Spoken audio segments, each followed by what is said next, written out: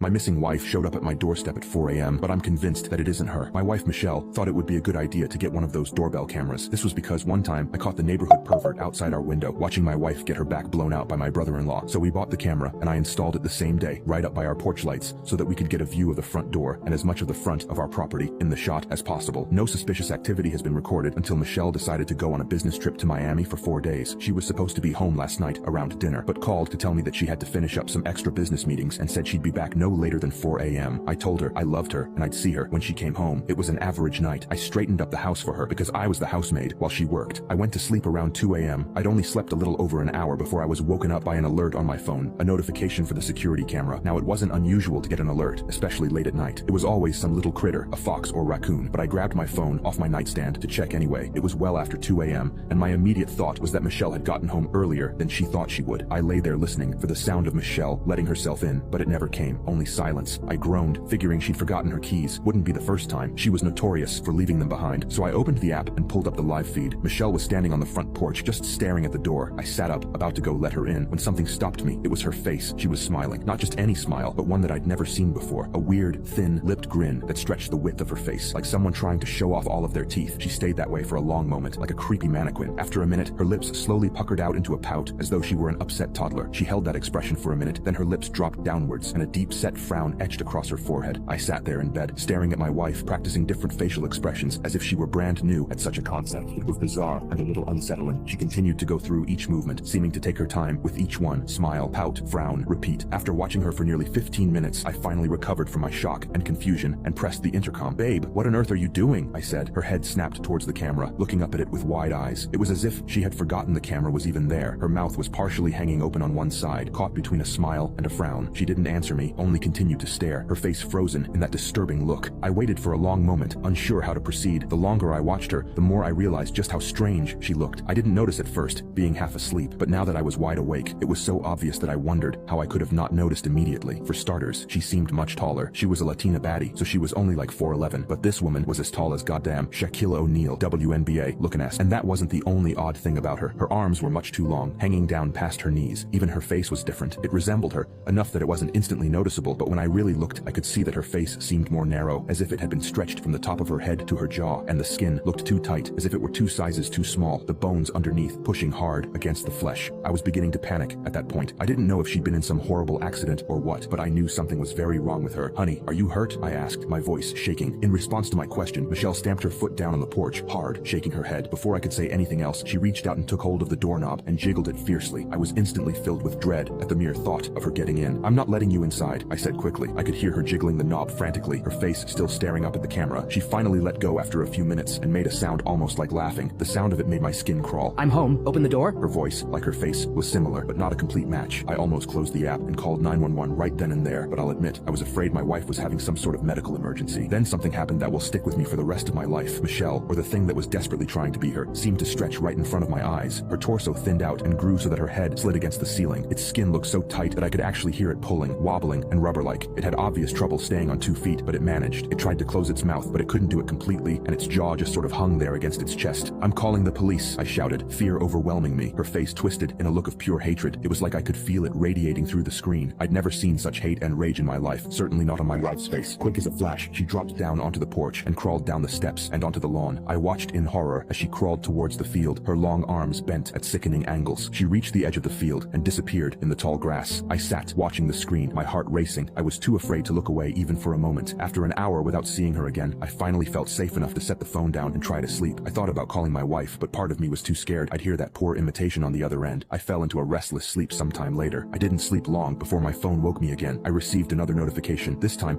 at 4 a.m. I pulled up the app and held my breath, terrified at what I'd see. When the feed came up, I knew right away that I was looking at my wife. Relief flooded my body. She was standing on the porch, her suitcase at her feet as she rummaged through her purse, probably searching for her keys. "Lost your keys again?" I said, pressing the intercom. She jumped at the sound of my voice, almost dropping her purse. "You're up," she said, smiling. "Looks like I have lost my keys. Mind letting me in?" she said, batting her eyes up at the camera. I couldn't help but smile. She always had a way of making me feel completely at ease, even after witnessing a nightmare just hours prior. "I suppose I wouldn't be a very good husband if I let you sleep on the porch all night," I teased. She grinned up at me and I told her to hang on. I sat up and slipped on my slippers and got to my feet. That's when I caught some movement on the screen. Far off in the field, a head rose up from the grass, standing tall on a neck much too long to come from anything human. A whimper escaped my lips lips, and I nearly dropped my phone. I was glued to the floor, unable to look away from that thing watching my house. The head bobbed slightly, then the body rose upwards to meet the head like a slinky sliding back in position. It stood in the field watching. Then, to my terror, it began shuffling quickly towards the house on jerky legs. I couldn't help but scream. It was coming for my wife, and it was coming fast. I ran down the hall, dropping my phone in the process, and rushed to open the front door before she could get attacked by whatever creature that was. I dragged my wife inside hurriedly, and she looked at me with extreme confusion and frustration. What the hell, Cornelius? Is everything okay? She said, "There was something outside about to attack you. We're safe now." After about 10 minutes of arguing and showing her the footage from our front door, I finally managed to convince her that I wasn't just being crazy. We ended up going to bed at around 6 a.m. and everything seemed fine, except when it hit 7:03 a.m. My eyes instantly opened like it was some sort of primal instinct. I was facing the outside of my bed and had this feeling that my wife was staring at me with an unshakable gaze. She was breathing heavily towards my direction. I could smell her breath all the way from here. I quickly glanced behind me to see if my instincts were true, and they were. Her eyes, they were open, but she was sound asleep and breathing as loud as an obese man on life support. I turned back to face the other side of the bed, and right when I did, my doorbell rang. I opened my phone, and standing outside my front door was my wife, but she actually looked like my wife more than the person at my door previously. Then it hit me, who the fuck did I let in?